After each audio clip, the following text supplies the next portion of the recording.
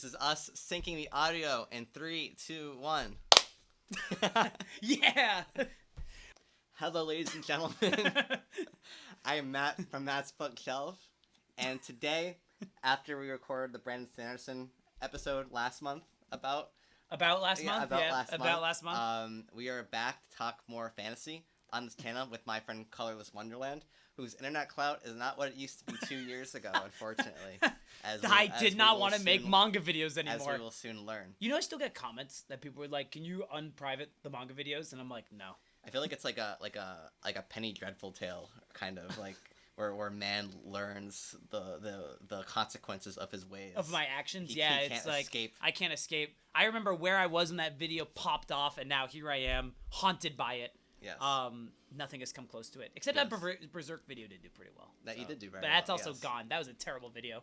But speaking of characters being haunted by their past, today we are talking about Joe Abercrombie's The Blade Itself, the first book in the First Law trilogy, a grimdark series, which is also in the fantasy genre, same as Brandon Sanderson's The Way of Kings, which we last talked about, but on the opposite end of the spectrum. Yes. Whereas Sanderson's book, even though it's not classified as being YA, Yep. it definitely has that more like fantastical, for lack of a better term, Lord of the Rings sort of style to it. Good and bad. Good Yeah. versus evil. This has more of that George R. Martin taste to it, I would say, with its complex characters, Yeah. sort of in a more overtly medieval setting, not necessarily fantastical setting. Yeah, Brandon Sanderson stuff to me, and when you say, first off, you should check out our podcast called Film Frauds. Yes. Yes. Great stuff. If you want to see us talk about modern classics, you should definitely go there. It's going to sound like a pretty offensive way to describe the difference between Brandon Sanderson's writing and maybe Okay, something like this Joe is Abercrombie. Colorless Wonderland Is speaking right like, now. is like, while when we eventually talk about this, I do have strengths and flaws that I find with this book. Brandon Sanderson's The Way of Kings to me is like 2016 Marvel. Okay. Kind of style where Yes. you're like it's good and it's very entertaining and you have a fun time reading it, but the level of depth to it maybe doesn't hold up as much. And I'm not saying this book is necessarily the most complex ever, Yeah. but this is this is this is gonna sound bad. And I don't mean this, but this is like Zack Snyder's take at like a superhero story. That's more of an insult than calling Brandon Sanderson's books MCU. Where you're like clearly Brandon Sanderson has this fantastical like quality and view of what fantasy stories can be, where he thinks they can be this larger than life, this normal person can be someone special, where like Zack Snyder views superhero characters as like benevolent gods, Yes. like deities ruling over Earth, which kind of is the darker tone and style I think that he's going for. What does grimdark mean to you? Because this is advertised at least as a grimdark fantasy book. Yeah, so you read this book once already, right? Yeah, I'm not I read it in mistaken. 2021. I only read the first book. I'm Yeah. actually now a quarter of the way through book 2, and I'm really enjoying it. Because I Okay. want to reread this book because I wanted to give the series another shot, because Yeah. I read the first book 5 years ago and never bothered to read the other books. Did you, when you read the book for the first time, especially because we're talking about grim dark, which is literally just the two words together. Like, this is going to make me sound really dumb, but it is literally just grim Yeah. and dark fantasy. Think about like Warhammer, kind of like it's Oh, supposed to be, yeah. like kind of like ugly settings where like Okay. there's little to no hope. So, is this technically grimdark? That's an excellent question, because I don't really consider this to be grimdark. I don't consider this to not grimdark at all. Not if its comparison is like Warhammer or even Game of Thrones. I think it's like a fun, slightly edgy Yeah. fantasy novel, but I never got the sense of hopelessness that I would normally think of when I think of a grimdark series. But when you sold me, because we're alternating, right? We're each Yes. recommending a book every month. We do this is kind of the fun that we're having right now. When you recommended this to me, you sold it as a darker tale on like a fantasy story. Like even the cover alone is like dripping in blood over the Yes. author's name. If you guys can see this, and the reflections on the back, like the comments are literally like, oh, it's Lord of the Rings by Kurosawa. Kurosawa is these darker like medieval stories of like blood and violence and really Yes. bloody and relentless, writes like gritty edge. And so when I went into it, I was prepped for this like very graphic, very violent story, and it's like not at all. It's No, like- it's it like- doesn't get to the levels of deplorableness that like a George R. Martin villain would get to. Yeah. Like, there's no sexual assault in this novel. Well, there's like familial. Well, there's like the hint at we read this 2 months ago, right? So I'm gonna butcher the name. The not Jazal, yeah, but his friend Major West. Yes. And his sisters, whose name is Artie. Artie. Yes, there is the implication in the story that their father like Yes. sexually abused them, and then he thinks she's like a harlot, Yes. and he hits her, and that's like the darkest thing in the book. But compare that to like the Mountain traveling the Riverlands and raping the same woman Raping and for pillaging, yeah. a month and cutting her head off when she finally fights back. Yeah. And even the violence here, as we'll talk about later with like the Logan scene towards the end, the violence here is generally portrayed with a sense of fun. When you read this 5 years ago, what was your perception of it versus now? So what immediately hooked me to this, how I ever even heard of this book to begin with, was because I was desperate for more books like A Song of Ice and Fire, because this was 2021, so we're like still in pandemic level times where we're all inside. Grad school era? Yes. Yeah, 2020. Yeah, 2020 would be grad school for us. Yeah. This book, the series, was typically ranked among like the very top of books like A Song of Ice and Fire. It was okay. Yeah. And okay. so that's why I wanted to read it initially, and I remember really liking it when I first read it. I just never read the other books for no reason. Yeah. I enjoyed it more on a second read. Okay. I would say. It's not really like A Song of Ice and Fire almost at all. Structurally, it has the same, like, you get a chapter and then you have that character's perspective. Yeah. But whereas, George R. Martin is more focused on politics and more focused on, like, the way that, like, medieval monarchies work. Yeah. With touches, the biggest similarity that you have, one is the character chapters, and two, like a very soft magic system in which it's all humans in this world, and magic is very nebulous in the way that it works. Which seems like it will probably be revealed more how it works and the implications of it in other books. It's starting to be revealed more. Is I'm it? a quarter Okay, of the way yeah. book two, Okay. and so that's starting to be revealed more. The characters aren't as complex or as like morally gray as George R. Martin's characters. Yeah. With the exception of what I think is this novel's like strongest element, and that's Glokta. Yeah, Inquisitor Glokta. he's probably the closest you have to like a supremely complex character who isn't influenced by was that your phone? Yeah, I thought I put it on silent. Wow. I got an email. Wow, is it a good email? It's a Substack article I'm not going to read. I get a lot of those. I get notifications on Substack where it's like a person I don't follow is like, check out this note. Yeah. And then it's occasionally a note by you where you're like, I read this. What do people think? And I get no responses. You should check out his Substack, by the way. It's very good. At the time of publishing, you wrote about your travels to Virginia. Virginia, yes. Yeah. I talked about this in the Brandon Sanderson video, and I talked about this in the what's it called? The Three Body Problem series as well. But like when your introduction to a series is like the penultimate, like the cream of the crop, like aspect of it, you invariably end up comparing it to that series. And outside of like story machinations and narrative beats, Inspector Sand and Glokta is like the closest. Inquisitor. What did I say? Inspector. Inspector. Inquisitor Glokta is like the closest. Sandan Glokta. Sorry, do I say his full name?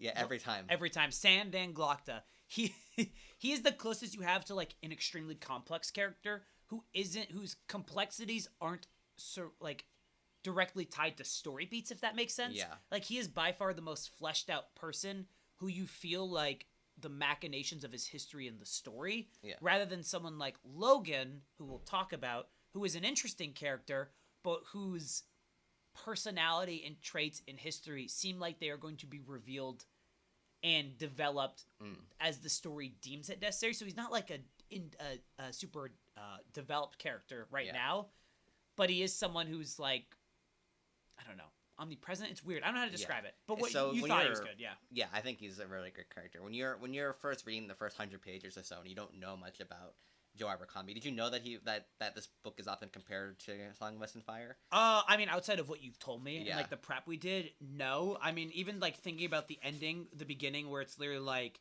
someone's literally reborn. Like the book starts off in the first 100 pages of him like metaphorically falling off a cliff and dying. Yeah. No, I wasn't like expecting it, but like when you told me, you're like, yeah, this is the reviews of this are compared to it, and it literally has a George R. R. Martin quote. I don't know if we can see it at the beginning on top of the book. Yeah. It's kind of hard not to compare it to it.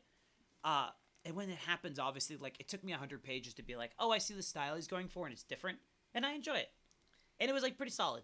One thing that stands out to me, especially in, like, the first 100 pages or so, Yeah. is the confidence of the narrative voice in this Ooh. book, Oh, Joe this is- Abercrombie's Can you narrative tell more voice. because you're a writer what that means? What you It think? means, like, the word choice, like, the tone that you strike.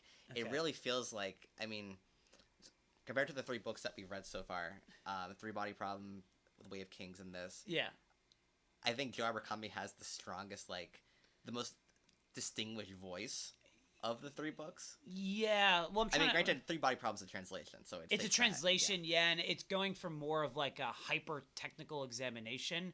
But in terms of like escapist yeah. Yes. storytelling, like, yeah, this is But probably the, like, the most. the dry sense of humor that he has. There's this Yeah. great scene in Galactus' introductory scene where after he's done torturing a member of the Spicer Guild, You say Spice Girls. Spice Girls, yeah, the member of the Spicer Guild.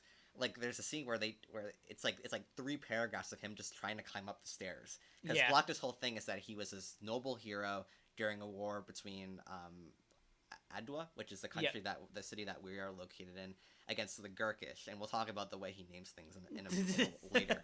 But he was this great war hero, like there's like Aragorn, Legolas Yeah. type figure who is captured and is tortured for years, and now he is a torturer with the Inquisition. But during his torment, he like lost pieces of his body. His body is irreparably damaged. It hurts him just to exist. Sitting down hurts. Standing Yeah. up hurts. Walking hurts. Everything hurts. Can I ask a question? Yeah, Is he do they cut off his dick? I wondered that. Is that something that's revealed in the second book so far at so all? far, no. I think it there's a lot of implication of Yeah. a impotence Yes. that is unable to be performed, whether it's like him talking to Artie, Yes. or how he like hates beautiful young Yeah. like so he's virile talking, princes. So right now he's talking to like a female character yeah, who is like the first person who doesn't look at him like a freak. well, that's also Artie as well. Artie doesn't look at Yeah, him like a freak but in the book. yeah, but this is like there's a very political side to her where he can't tell like if she's just very practiced like with her Artie with her, or this this girl? new Okay, woman okay. who you have not met until you Okay. read the second book, and he very the dialogue is very, I mean the character description around her is very much emphasizing her beauty. So I think there will be eventually a revelation about what's working down there. Yeah, and because what's not like working. what do they do to him? They remove every other tooth. Yes. So like when he puts his teeth together, it all like comes into like one row, so he can't chew hard food. No, Are all the toes on one of his feet missing? I believe so, and his spine is damaged. So like they his, beat him, yeah. yeah. So like do we know more about his torture in the second book, or is that kind of so just far let- it's kind of more of a psychological examination of him in the second book so far. Like they talk about like this woman he meets talks about how like why was someone who was tortured so horrifically as you were becomes a torturer, and that's kind of like one of the themes I'm trying to explore now. Okay. It's pretty good so far. I'm enjoying the second book. His style, his character is so pronounced right from the start, and it's crazy that, I mean, there are definitely first book flaws with the Blade itself. Because it's technically one of 6. Yes, but I mean, like this is the first book he ever wrote. Yeah, this is the And- first book Joe Abercrombie yes, ever which is wrote. crazy. That's really Yeah. good. Yeah. Have you thought about checking out? Because we've been to bookstores before, like The Devils. I'm very tempted to read the rest of his stuff. Yeah. I'll just put it that way. Yeah, I heard the second series, the second trilogy he wrote, is even better than the first. Oh, that's trilogy. interesting. So it's interesting because part of why I wanted to read him was because of the George R. Martin comparisons. Yeah. Which having not read the book, I thought there would be a lot of. But like even hearing him in interviews, he's very well read. Like the Blade he? Okay. itself is a quote from the Odyssey from Homer. Yeah, The Blade yeah. itself incites the deeds of violence. So for all the red pilled content creators over there who love Homer so much, Yeah. Homer said the blade itself, meaning a gun, incites the deeds of violence. Just dwell on that, okay? By When the time this is coming out, if you should listen to our Troy episode of Yeah, Film Film Frauds, Frauds, by the yeah. time this comes out, we would have seen the Odyssey. The Blade itself incites to deeds of violence. Look at that. There you go. Wow, you had that pretty raw. You were like, you had that memorized. That's that writer right there. Yeah. There you go. Yeah. Well, like the Odyssey is part of me. It's Did you know that my parents were watching the Odyssey miniseries like the night before I was born, like in the hospital? serious? Seriously. Really? Yeah. Damn. Okay. You Like were my life is You're- tied to Odysseus. and Matt and Homer are pretty similar. Yeah. Pretty similar in name. We're very similar quality of authors too. So you guys share. You guys don't share a single common letter, but you are. It's a Yes. 5-letter name and a 4-letter name. Yes, that's a similarity. He's very much like Luther or whatever, Giselle, whatever his name is. Yeah. He's a former winner of the fencing games or whatever. well, Glock is like a great swordsman. Luthar. Oh yeah, is Luther kinda has like to. a party boy. Yeah, he's kind of Luthar. like I love too. He is pretty good. Yes. Okay, we had to. We're spoiling this book, right? Yeah. Okay, so this is spoilers, but I really like, and I hope it plays off, and I hope we know that, like, he had to cheat to beat that guy at the end of the fencing. Yeah, of course. I like that. Yes. I like that. That was a concept I was reading that, and I was like, that's really interesting, and I hope that pays off. Glock is like the only character you get a lot of like real internal dialogue with, where he'll like say something, and then you'll get it in italics, where it's like, but actually, I'm thinking this. Yes. And when he talks to like Logan when they meet at the end of the book, you know that Logan is very earnestly. Everything's like amazing. Yeah. And Glock is like, he's clearly lying. Like, Yeah. And Logan's like, wow, this is also really interesting. This is also overwhelming. Glock's like, he's planning something. Yes. And it's like, that's a nice, interesting, like experience you have from his mindset. I really liked him in the like every chapter of his was the best.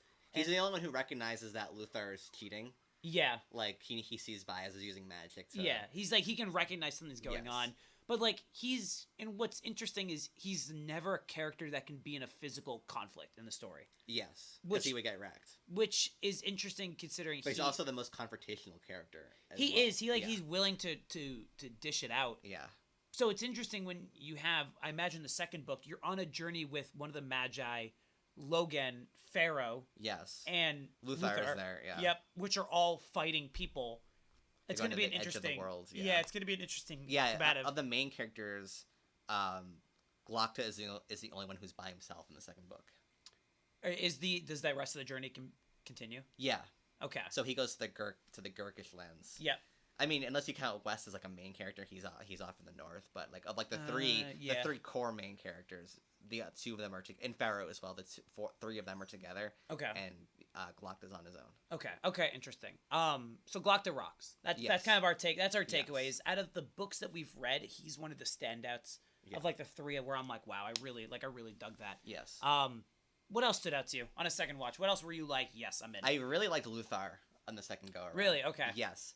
I especially like he's like the party boy. I like how his whole motivation is just to like prove people wrong. Yeah. And like also get a girl. Yeah. Like it's sort of a play on like the normal fantasy trope of like the prince trying to impress the princess or trying to win over the princess. Yeah. Like there's a degree of like realism where it's like he's a chip on his shoulder. He just wants to prove everybody wrong. Yeah. And he likes Artie because she's hot. And He likes her not because she's hot, but because part of it, but then also part of it, yeah. He's like the only one who, when he speaks to her, he's tongue tied. Like Yeah. whoever he speaks to, he always has a remark to say. But then when he's with Artie, Yeah. who is the sister of Colonel West, Major West. Major West, who Yeah. is training him for this fight. Yeah. You bumped him up a couple rankings. Well, I think his first name is Column. isn't Column, it? yes, Yeah, it so is it's Column West, yeah. Column West. Damn. And That's a good memory. I didn't remember that. And so there's a complication there, but like something I complain about constantly in film frauds and when I read literature as well Yeah. is like we said about Troy is like Yeah. why do Paris and Helen like each other besides the fact that they're both hot and young? Yeah. Do they talk about anything that has to like do they share Yeah. any commonalities? Like I'm a married man, you're an engaged man. Yeah. If you only like the person because they're hot, It's not gonna work you're not out. gonna Yeah, get to it's the not stage. gonna work You're out. not gonna get to the stage right here. Listen. In Troy, he like him because he's hot, and Paris gets embarrassed by Yeah. Menelaus. Yes. Deck gets wrecked by him, which Yeah. is awesome. By the Yeah. way, Troy's a great movie. You should definitely Yes. we should watch. Hey, Film Frauds recommends Troy. There we go. There you go. But no, exactly. Like what I liked about it was it. Obviously, a lot of these books have a challenge capturing like real dynamics between people. Yeah. But in terms of like a fantasy series in which I wasn't expecting it, it's not terrible. It's like pretty solid Yes. attempts at conveying why, and it's why they're connected to each other. And it's not even like the revealed in the book is that like Artie like hates him. Artie does not really like him. Yeah. Well, she likes him. She likes him, Yeah. but it's like he's obnoxious and he represents the worst part of like the civilization, what happens to her.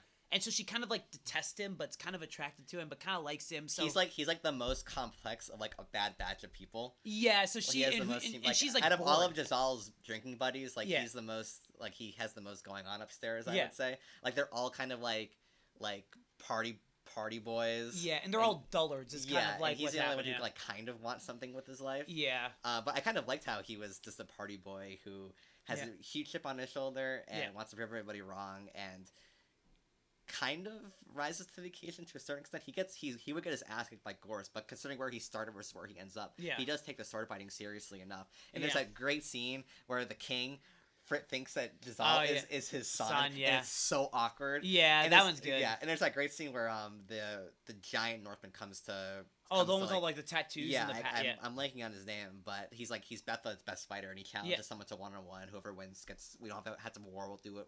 We'll Yeah. settle it all. And like he points at Giselle, and Giselle is like, "Oh, I seem to have forgotten my sword." Yeah, it's like, Like- oops, sorry, like, hey, joke kind of Yes. thing, and you're like, this guy's the savage. I know. Kind of I'm thing. really hoping because right now Ladisla, the prince, is in the north with West, so he's nowhere near Giselle. But I'm hoping that mistaking thing that happens with the king, Yeah. with his son, comes up again because that was a Yeah. really interesting, awkward moment. So I'm very curious to see, and obviously without spoiling it, because I'm assuming, is the second trilogy of books a continuation of this trilogy? I have no idea. You have no idea. Okay, but I'm assuming this gets all resolved by the end of 3 books. Yeah, it would be I'm my assuming. take from what I. Because if you're right, this is his first book. He probably didn't have any grand plans for like Yeah. 6 books. Probably like get them done, just like your Hollow Star series. Yes, which which you can check out on Amazon. see. In the sequel's coming up this year. I figured out a little bit more in the sequel. I see. I'm see. Look at that. We Baby get. steps. I think because we plan to talk about this, and because my expectations are so high, I kind of end up becoming a little bit overly critical. Yeah. But I won't deny that, like, I think I had like a parent-teacher conference day, which Yeah. I had free time, and I read like 150 pages in like a day. I was just like kind of like really cruising through it. I would And say when I get home from work, I actively look forward to reading this book because it's That's- such a good time. That's what I would say, like, because we wrote down some notes like to prep and stuff like that, and I asked this question, what kind of sounds kind of bad, but like, what's the value in a book like this? Yes. Which is ultimately like, a book that I think markets itself as like this dark exploration of like fantasy tropes, and it's not really. And maybe that's the hype that's been praised upon it. But if you're like clearly looking for a book, and we have a lot more specifics to talk about, that is engaging, enjoyable, and something that like you can read after a long day. Yeah. It's like it's hard to find something that is like there's not like a lot of vocabulary that's super challenging. A pro of this is there's not a lot of like lore you have to like kind of like cut your teeth on to understand, Yeah. which is also kind of a con of the book. Yeah, at the same whenever time. it tries to hint at a larger world, Yeah. it falls flat to me. Yeah. Which we'll talk about. Yes. Um, Before we talk about Logan, I do want to emphasize. I just want to, while we're on this conversation of Yeah. escapist literature, yeah. we said the same thing about Brandon Sanderson's. 'Cause you're Blade of editing that Kings. video, yeah. Yes, because I'm editing the video. I know this just comes down to bias. This Yeah. is purely bias because I wouldn't say either book is thematically as complex as something like even Mm-hmm. the Body Problem. But like, if we're talking about fantasy, then the Song of Ice and Fire series. Yeah.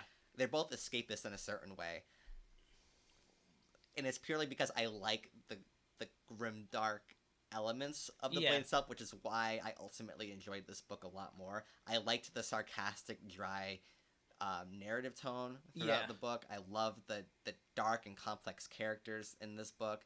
So like I know I kind of railed on The Way of Kings a little bit about it being escapist. Yeah. Not like harshly. I gave it a 7, Yeah. 7.5 I was just saying, out of 10. I'm trying to think of what we said. I have Yeah, no recollection of it. Yeah. I still gave it like a passing grade. I still think it's a good book.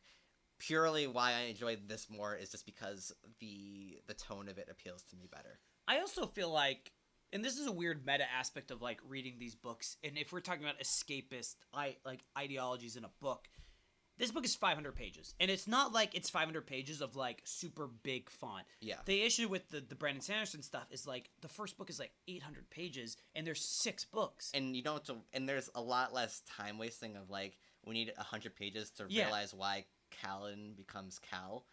Or why Cal becomes Kaladin, I'm sorry. Like Yeah, this is a much more efficiently told story. like literally like the book, like if there's an impressive amount of stuff that happens in this first book, and I guess a good compliment I can give this is the pacing. Yeah. A lot of stuff happens and yet it never feels super overwhelming. Like Yeah. it does feel like a good natural But progression. whenever you sit down to read a chapter, something happens. Something does happen. Yeah. Yeah, some progress, some forward momentum where you're like, yes, I'm enjoying this. I feel like I made progress on the story I'm reading, which is a weird way to read books sometimes. But I think one of the things that we enjoy doing this is we are people who are full-time like we have jobs. Yeah. And at the end of the day, like a lot of the media we consume is But we won't have jobs if you like, comment, and yeah, subscribe. right here, right. Hey, this is Check out Film Press. Check out Hollow Stars. check out Hollow Stars. Check out the Check Substack. Colorless Wonderland. Colorless Wonderland. Don't watch my old videos. Watch the new ones. Your OnlyFans account. My OnlyFans account. Yes. My Show your Patreon. feet to give people a taste. Yeah, which is also like look at that. My Patreon, which is just more feet pics. It's actually my left foot is Patreon. My right foot's OnlyFans. I'm running a test. Nobody has signed subscribed to anything. It's a bad test. But like at the end of the day, like we enjoy watching and reading stuff because of like we're just like normal people. Like at the end of the day, like we engage in a lot. Speak for yourself. You're like, I'm a published author. Yeah. I'm just Hollow hanging- Stars, something profound. Yeah. Hollow Stars Part 2 coming out later this Just year. post. Yeah. Here's our recent 3 episodes of Film Prods at the time this comes out. Yeah. Like those, please review us. Remember, August 27th. Please, we're running out of time. At the end of the day, like it's just like a fun read. There are a lot of flaws in this book, I will say. Yeah. A lot might be stretching it. There are some pretty big flaws in this book, which I have. Okay. Because we still have one more character to talk about with the 3 main characters. That's, He is also the character I like the least of the he's 3 also main my biggest characters. flaw as well. So there we go. Yeah, look Logan the Bloody look Knight. at that. Look We at that. did. That wasn't even That was a planned. great. We did. Hell We yeah. killed that one. Wow. We're getting so good at this. Yeah. And I can feel. Do you see my pocket? It just It's exploded. with money. Yeah.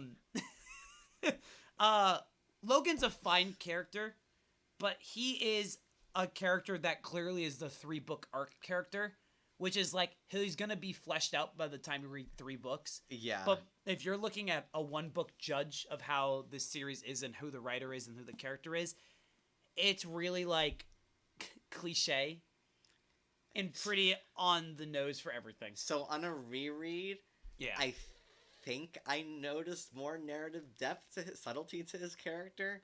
So what his whole thing is, he's a savage warrior who has more going on upstairs than he lets on. Yes. Or at least gives off the impression he has Yeah. more going on upstairs than he lets on. What I loved about his first 100 pages or so is like when he's at the campfire after he survives the attack with the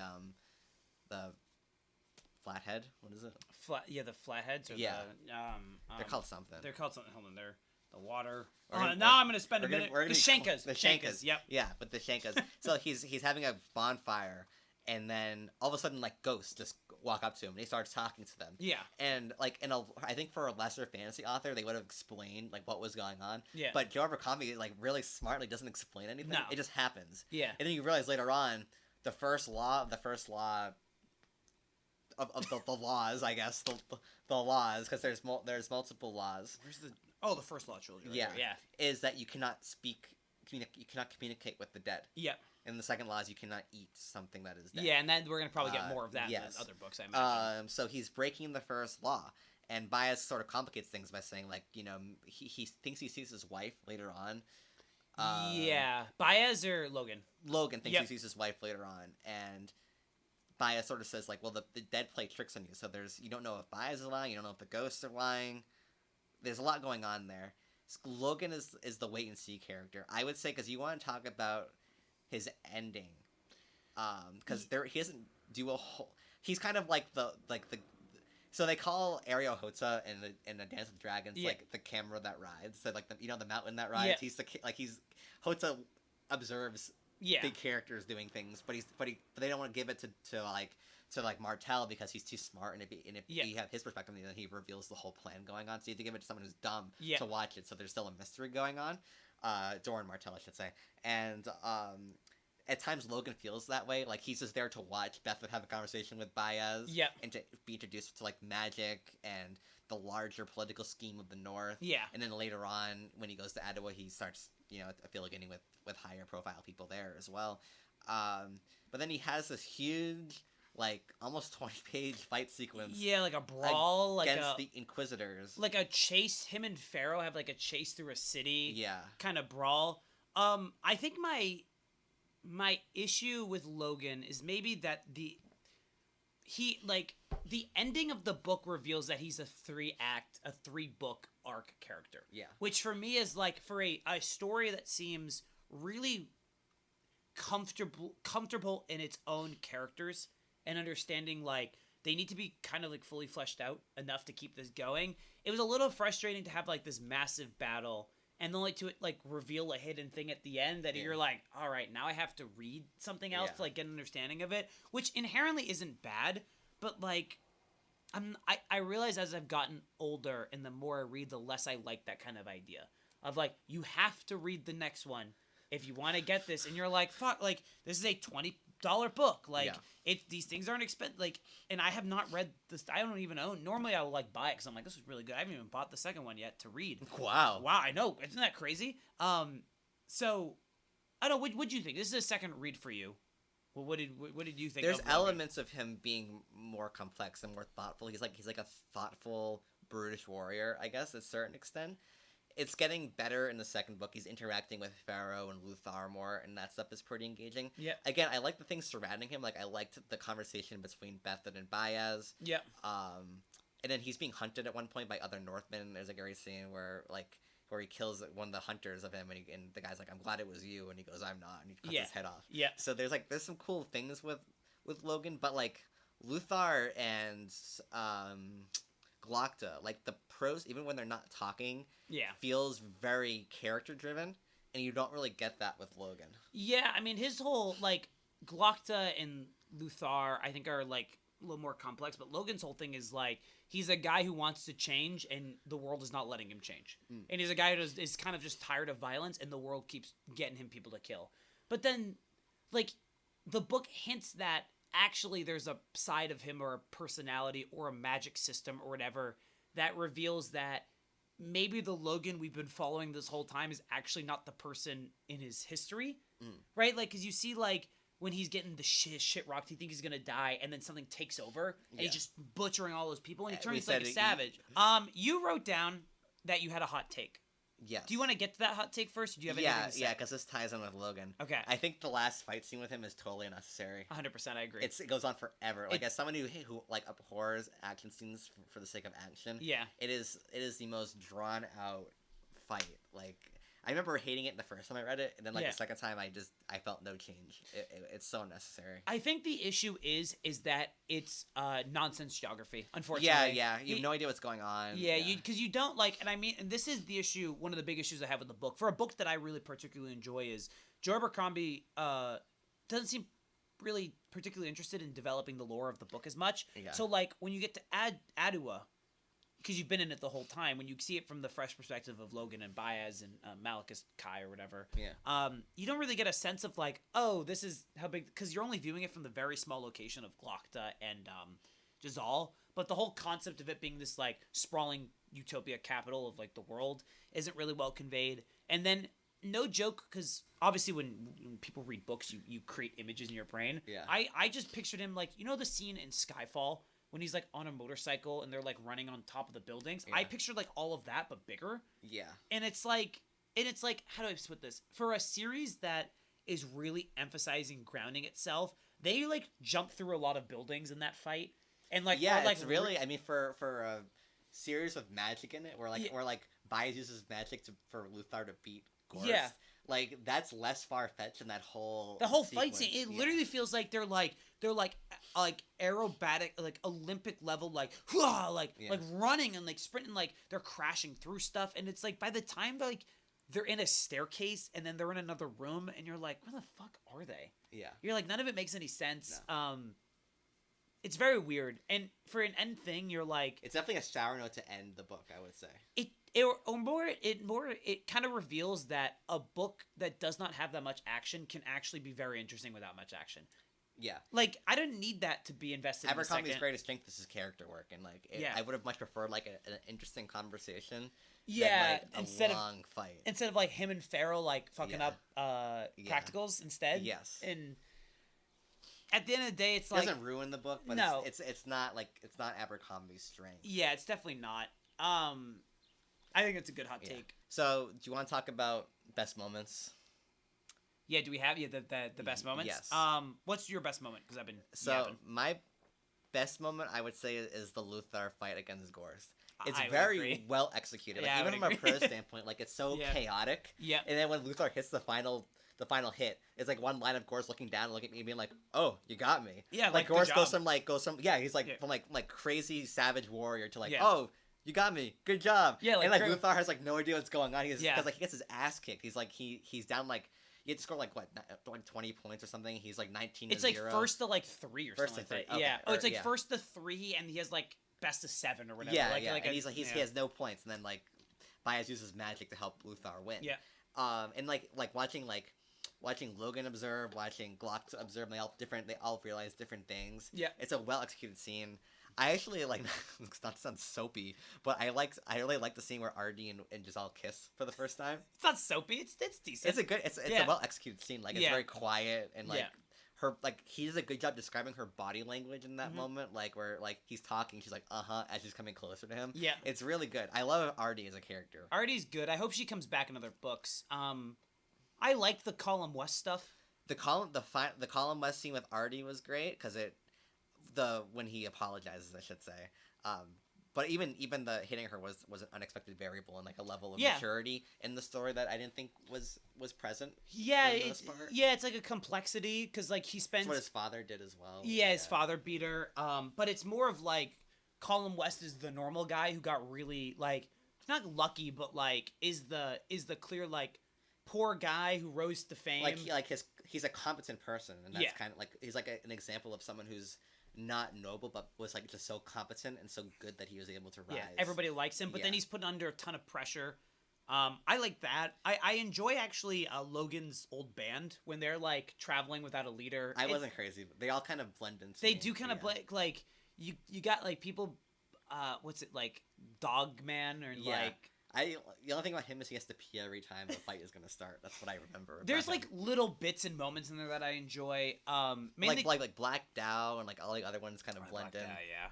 A Black Dog is a Black Dog. No, Dog Man and Black Dow. No, there's a Dogman and Black Dog. Yeah, see, they all start blending together. I think you asked a question we were prepping for this about all the characters are now together. Yes. What do you make of that? I'm not a big fan of it. So I think the most consistently weakest part of the book is when they go to the house of the Temple of the Maker. yeah, it's kind of like nonsense. Yeah, it's not.